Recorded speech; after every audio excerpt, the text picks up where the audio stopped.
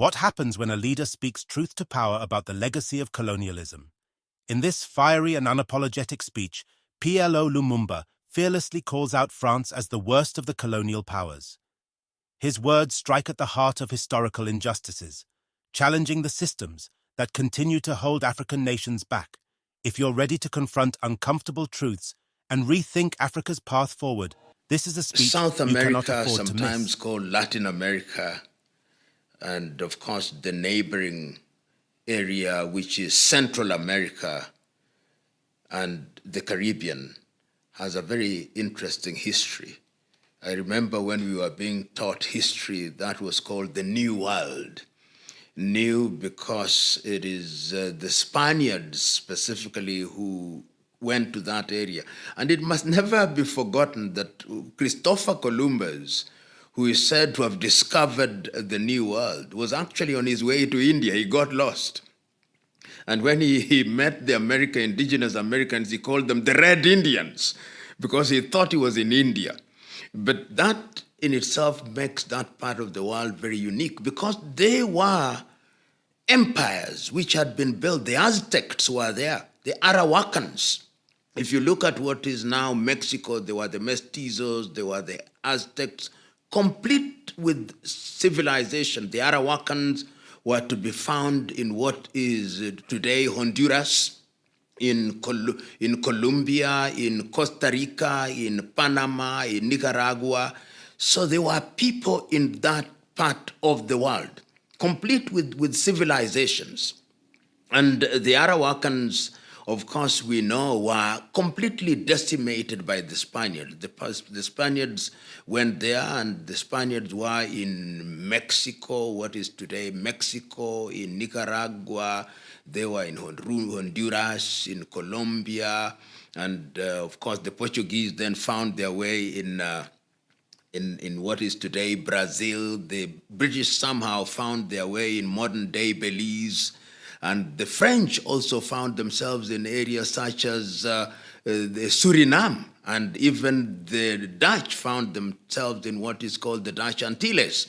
So these new lands became the subject of slavery initially because the local peoples were decimated deliberately by military action and also by disease, because these individuals came with certain diseases which were unknown in that part of the world, particularly the Spaniards and the British, as I've already said, and the net effect is that whole populations were dominated and completely eliminated in certain cases, so that if you go into the Arahuacans now, the people who are called the Arahuacans, who then moved into the island that is called St. Vincent and Grenadines, their language was wiped away, but is now being revived. If you hear of a language called the Garifuna, that is the language which is spoken by the Arahuacans.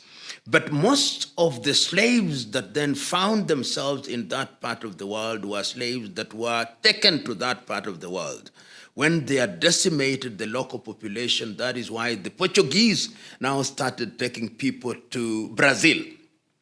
And Brazilians, if you go to Brazil, there is a very large population of Yorubas. There is also a very large population of Ovambo and of Imbundu from what is today Angola, and also Mozambique. So once again, you can see it is the colonizers who are coming from their colonies or the areas that they had conquered in the African continent and taking them to Latin America. The Spaniards also took people from their colonies in different, and some of them were not even their colonies, but they took them from Africa in the area that is now called Equatorial Guinea. A lot of Equatorial Guineans were taken out of there, and Sao Tome and Principe, and we find them in the Spanish colony. The British, of course, as we know, took their people from their slaves from Ghana, from Nigeria, from the Gambia, and from Liberia, and from Sierra Leone, and they found themselves in Trinidad and Tobago. In Trinidad and Tobago, you find a large population of people who are of Igbo origin and Yoruba origin. And in Jamaica, you also find those. In fact, There is a place in Jamaica in the mountains where you have the commandos. These were slaves who ran away and went to the mountain, and they became free even in that environment. So you find those in the Caribbean. So you find populations in Trinidad and Tobago, Antigua and Barbuda, St. Kitts and Nevis, St. Lucia, St. Vincent and Grenadines, and of course Suriname and Dutch Antilles, all the European powers, because at that time sugarcane was huge. And those islands were very good for the growing of sugar. They also became very good for the growing of bananas. You had the term banana republic. There was a time when countries such as Honduras, Colombia were big for bananas. Even as we speak today, some of the bananas that you find are either from Honduras, Chiquita, you find them from Costa Rica. These were places that were rich in those products, and coffee. And of course, these then became the target where you took some of the slaves, and slavery was alive and well in that particular area, and they were enslaved during that particular area. Then the era of decolonization, I think it is in the month of September 1812, that is the period when all the Central Americans regained their independence in 1812. And it was through the activities, the decolonization process started with people like Simon Bolivar, who is, if you find many of the states there, you'll find a man called, like Venezuela actually so calls itself the Bolivarian Republic of Venezuela. And I think Bolivia is actually named after Simon Bolivar. So these were the individuals who then started the idea of fighting this, both after slavery, the decolonization, and of course the much younger people will remember Ernesto Che Guevara. And we don't mention Cuba in the mix. Cuba was also, of course, controlled by the Spaniards. We have not mentioned Bahamas in the mix. All these were countries that suffered under classical slavery and subsequently colonization by the Western European powers, to be specific. You know, slavery is a very bad thing, and there were different forms of it. When we speak about slavery, sometimes we talk about slavery as if there was a uniform way of dealing with slaves across the colonized and the enslaved societies. Each of the powers, European powers, during the days of slavery had their own way, because they remember slavery and there was slave trade. So that if you went into the areas where the Portuguese were, or where the Spaniards were, or where the Dutch were, or where the English were, you discovered that even when you regained your freedom, really you did not regain it. Your master still had control over you. And laws such as that were laws which were designed to ensure that you continue slavery. And the reason was this: it is not everybody who agreed to the abolition of slavery.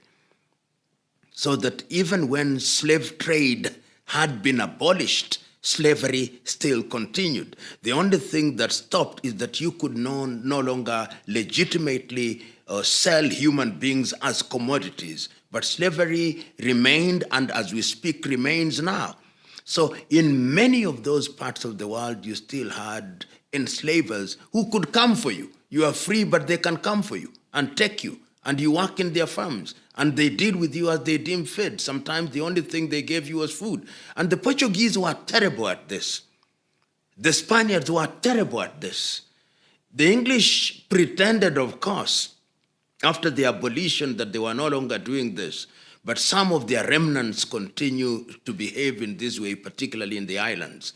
Because in the islands, they did not have as much control as they had in the metropole in England or in the larger part of the United States. So it's true that all manner of laws were enacted. In the United States, we have the Dred Scott Law. All these laws were being passed because you said slavery and slave trade had stopped, but there are people who are continuing with it.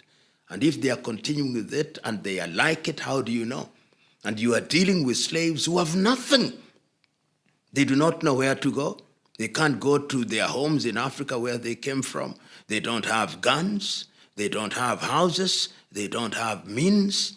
Sometimes some of them preferred even to go back to their masters, because at least under those masters, they had food on the table. Outside, it was wild, and they did not know what would happen. And they were also slave hunters, people who continued to hunt people who were free, and they hunted and brought them down to the slave camps.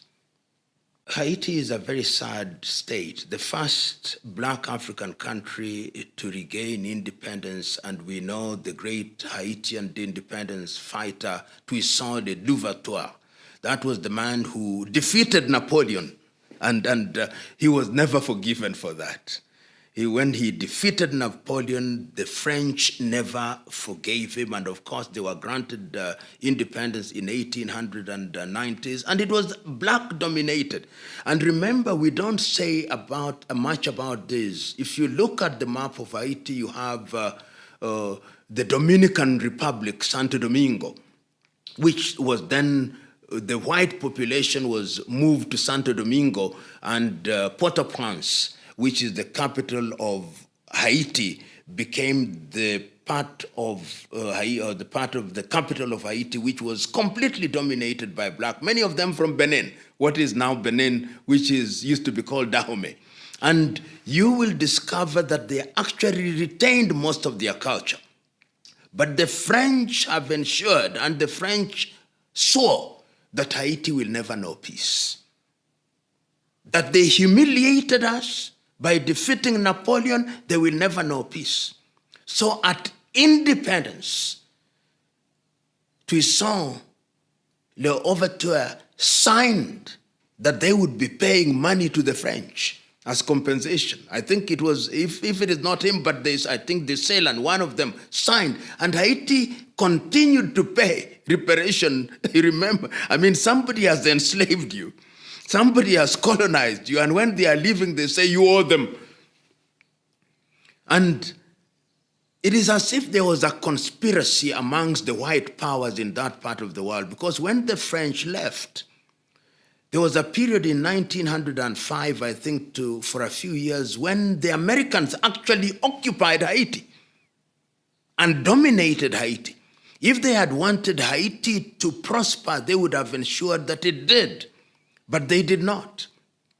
And after that, of course, we know how they presided over the occupation of Haiti by some of the most abusive leaders the world have ever known, Jean-Claude Duvalier, called Papa Doc, who used a combination of voodoo and violence to dominate Haiti. And I remember as a young man, we used to hear about Jean-Claude Duvalier, Papa Doc. And after that, of course, we had the son, Baby Doc, who dominated Haiti. And it was all violence, it was all voodoo, and Haiti remained poor and impoverished. So that when in the late 1980s and early 1990s, there was a movement now to try and stabilize Haiti. And there came a man who was a Catholic priest, Jean-Baptiste Aristide, who tried to change Haiti, to try to create order in Haiti. He was removed. Jean-Baptiste Aristide was removed, and then later he was brought back, and I think at time, I think he even came to and lived in South Africa, Jean-Baptiste Aristide, and he went back, and Europe and America, France and America have ensured that Haiti is the way it is. Now, Haiti is a land of gangs.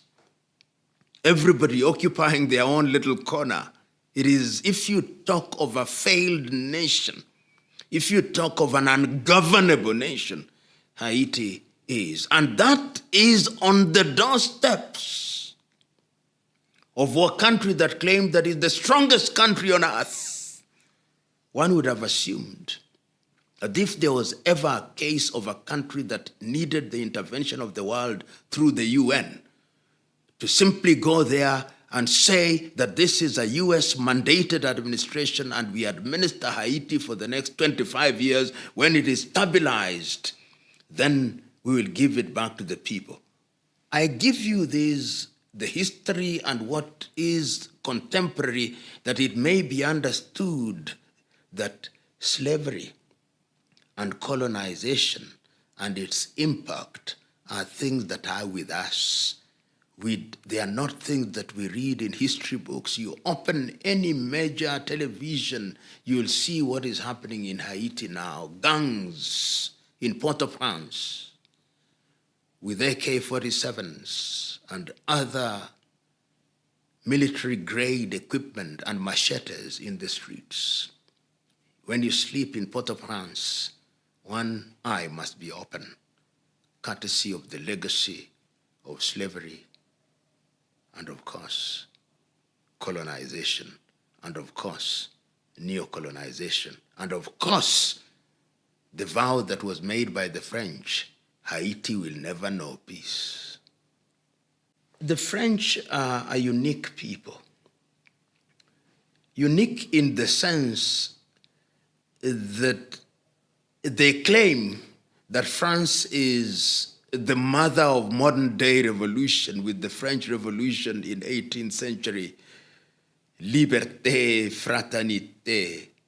That was France during the revolution, and that they exported this revolution to the world. Yet somehow, France is the worst of the colonizers from all objective assessments. Of course, Samora Moises Machel said it is wrong to categorize slave makers as one being better than the other, but permit me to say that they were the worst. Number one, unlike the British, who simply were interested in your resources and therefore engaged in what was called direct rule, the French wanted to assimilate you. So their policy was assimilation. They came to the colonies and they wanted to convert you into Frenchmen and French women. And in school parades in the colonized parts of the world by the French, like Senegal, like Mali, like Burkina Faso, which was then Upper Volta, like Togo and Benin and Suriname, during the parade in the morning, pupils used to recite our ancestors, the Gauls. A black pupil saying that their ancestors were the Gauls. They wanted you to speak French. And once they had picked a few of you and took them to the Sorbonne, you had to be a total Frenchman or a total Frenchwoman.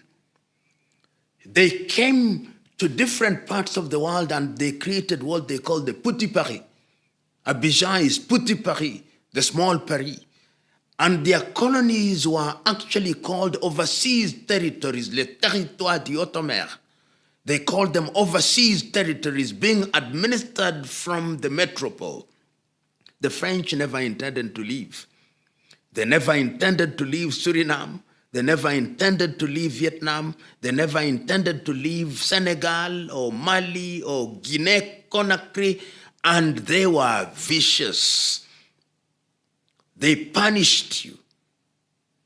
They humiliated you. They did not want you to speak your language. I do not know why they were that harsh. Perhaps it's because of their history. Remember, this is a country that had kings. This is a country that had Marie Antoinette. This is a country that had King Louis XVI, and there was a time, it is King Louis XIV, who at one time when he was asked, and what is the state? I think that is that experience. King Louis XIV, when they were controlling France, he was asked, and what is the state? He said, l'état, c'est moi. I am the state. And when later King Louis XVI and Marie Antoinette came, the French were humiliated when the people asked, where we want bread, they say, why don't they eat cake? And I think that history, that pain, when they they created the revolution, I think, in 1789, and they created the revolution. France was humiliated during the war by the Germans, and when therefore they became colonialists, they were visiting this pain upon the world. And as early as 1958, as recently as 1958, when they recalled Charles de Gaulle to come and take over power in 1958, remember when Charles de Gaulle came, this was a military general. This is the height of decolonization. He used military force in order to retain the French colonies. And the colonies is what made France what is. So that the France that you see now is a France that is built on the back of those colonies. They were harsh because their very survival depended on these colonies. And their harshness can be seen when, on the eve of independence in African countries, they signed the Pact for the Continuation of Colonization. The yes-no vote for French colonies to decide whether, after so-called independence, they would retain connection and connectivity with Paris. They gave everybody the opportunity to vote yes or no, but they did not want you to vote no. So that when Guinea voted no under Ahmed Sékou Touré, when they were leaving, they destroyed everything that was capable of being destroyed. Modibo Keïta, in what was then the French Sudan, now Mali, they destroyed everything. Algeria, the pogrom in Algeria, when they were leaving, then led by Ahmed Ben Bella, they destroyed everything. The other countries, they continue to control. As we speak, the currencies of all former French colonies are still printed in France, CFA franc. Their cruelty, I think, comes out of a big psychological burden, which they visit, transfer of aggression. It is painful. You can see, even as we speak during the coup d'etats in Africa, the arrogance. You tell a country which is equal in international law that we have accredited our ambassador, we do not care. France, the home of revolution, the home of coup d'etats at one time, can not recognize a revolution when it's taking place, and they say, accept our ambassador. We don't accept the revolution. That is France for you. Arrogance. The most arrogant of the colonial powers. You know, the history of France is the history of how the arrogance fall. If you allow me, the school bully who takes lunch from every little boy and little girl thinks that he is invincible. Then one day, the little boy says, today you are not taking my lunch. And what the little boy does is to hit you when you did not expect. And you find yourself on the ground and everybody is laughing at you. France did not see what is happening in West Africa coming. So they find themselves at a time when they are very weak economically, when at home the population of immigrants is growing bigger and bigger. You go to cities such as Marseille, you find Algerians, you find Moroccans, you find Senegalese, you find Guineans, you find Burkinabe, and things are not happening as they used to be. Then, in the former colonies that you thought you are controlling, a breed of young men and women begin rising. They rise in Guinea-Conakry, and the first thing they do is they say, we abolish all the agreements that exist between us and France. They rise in Burkina Faso, and they say the same thing. They rise in Mali, and they say the same thing. They rise in Niger, which has been providing you with uranium. Now you can't take it. I think they cannot take it because they are losing food which has been inside of their mouth, and they do not know how to behave.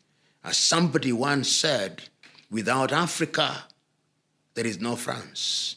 Without our former colonies, give France only 20 years, and it will be one of the poorest nations in the continent of Europe. and that is going to happen. And they are resisting because for them this is life and death. But the stars, which I can now perfectly read, are telling me that their goose is cooked, and very well cooked. The story of South America or Latin America or Central America is unique. Unique in the sense that most of the people who now occupy Latin America are all not indigenous to Latin America. The Arawakans and the mestizos who are indigenous, they are very few and far between. Whether you go to Mexico, you'll find them, but they are very few. The Aztecs and their descendants, very few. If you go to places such as Nicaragua, the Aborigines are very few. You go to Mexico, they are very few. So that if you go to many of these places, go to Brazil, for example, which has one of the largest black populations anywhere in the world, over 133 million. And of course, there are very many people of Portuguese origin and people from different parts of the world. So these are all immigrants who have in large integrated and to the extent that is possible, even being racist, it does not make sense. You see quite some integration there. The same is true in Colombia. We now have, even the vice president of Colombia is African. The same is true of Honduras.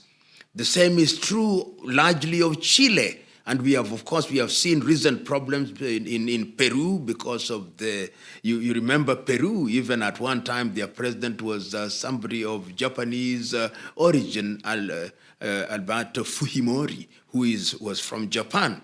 But there is one unique Latin American country that we don't talk about, Argentina.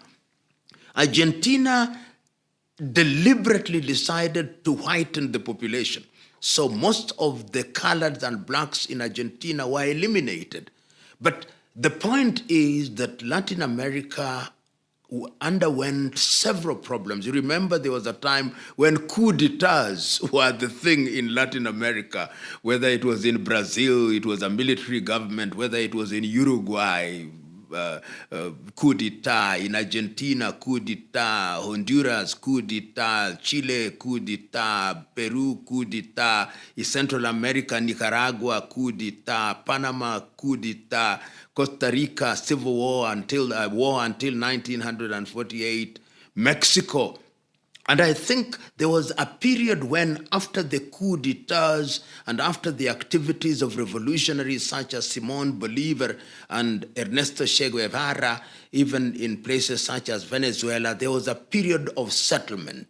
And I think that is largely why Latin America has its own race problems, but they are not as pronounced as they are pronounced in other parts of the world. People suffered together. And I think when you suffer together, there is a sense in which some camaraderie begins to emerge. And that, in a very simplistic way, in my view, explains why, indeed, there is some kind of understanding amongst the races. Of course, when you go deeper inside, there'll always be people who feel, oh, we are not being treated right, things are not right, but largely people coexist. And we have seen that over a long period, even in areas where you thought that there would be problems in the political arena, in the economic arena, you have fairly reasonable representation. Latin America's history must also be understood in the context of the revolutionary spirit. And when there was a bipolar world, and I want to explain Latin America in the following ways. That if you look at Brazil, for example, which was colonized by Portugal, which was one of the weakest and poorest nations in Europe, there was a time when Portugal actually depended on Brazil in the 1900 and in the mid 1990s, when Portugal itself had had coups. You remember in the 60s, the coup that was mounted against Marcelo Caetano, by Antonio de Spinola until 1977, when I was myself a primary school child and I knew that there was instability. So these countries freed themselves very early, and they did not want to be like Europe. They did not want hard-nosed capitalism like Europe. They wanted societies that were a little bit more egalitarian. So you can see that through the policies of Brazil in those early days. And if you go to places like Chile, when the revolution started taking place, you see people like Salvador Allende. When Allende was in power, Allende was a socialist. And of course, he was murdered almost 30 years ago from today, from this year. And then the Americans imposed Augusto Pinochet. And we can also remember the socialist movement in Argentina during the period of Juan Perón. And socialism was also the way to go in those days. And then if you look at what we now call the Bolivarian republics, Venezuela, which led to people like Hugo Chavez, you look at Bolivia, to Rios, you look at Panama, Omar Rios, who was a socialist, and you look at Nicaragua with Ortega. And so you can see a Latin America that very early on was very different. They say, we think when you are socialist, you take care of social welfare things. You take care of education, you take care of health, you take care of these basic things. And I think that is now serving them well. A little country such as Costa Rica, with a population of 5 million, has free healthcare, free education. And what do they have to export? It's just bananas and tourism. 1948, they don't even have an army. They abolished an army. And you remember that in the early days, I think it is in the early 1900s, mid-1900s, they entered into the Rio de Janeiro Pact, which says that if you attack anyone who is the Rio de Janeiro Pact, then you attack all. So a combination of factors made Latin America very different. The Americans always wanted to treat Latin America as their backyard. And they feared, of course, that socialism during the days of the Soviet Union, that the Soviet Union was in Cuba, Soviet Union was everywhere. So there was always this resistance. And people hated the capitalists in Latin America. And that is why those who claimed to be socialists were in ascendance. And when government settled, they did not ignore what are socialist policies. And that continues even as they suffer here and there to serve them reasonably well. That is not to say that you don't have problems in Nicaragua, or that you don't have problems in Peru, or that you don't have problems in Bolivia, or that you don't have problems in Colombia or Uruguay or Argentina. You do. But the orientation of Venezuela, the orientation is socialist, but the intermeddling of America is ever present. You know, when you don't obey America, they want to ensure that you fail. And they do that quite well. PLO Lumumba's speech South America is more than just an sometimes called indictment Latin of colonial America, wrongs. It's a rallying and cry of for course Africa the to neighboring reclaim its dignity, area, resources, which is and Central future. America. His powerful words and challenge us the all to Caribbean question the lingering has a very effects of colonialism interesting history. and demand I accountability remember from when those we were who being perpetuate taught history, inequality. that was called If this the New message World. resonated with you, don't New just watch, because act, it is like, the comment, Spaniards and subscribe to specifically stay who informed and join went the to that conversation area. about And it Africa's must liberation. never be forgotten that Share your thoughts Christopher below. Columbus, How can African nations who move is said to beyond the have shadows of their discovered colonial the past? New World, was Together, actually on his way let's to spark India. He change got and lost. amplify voices for a stronger, And when he united met Africa. the American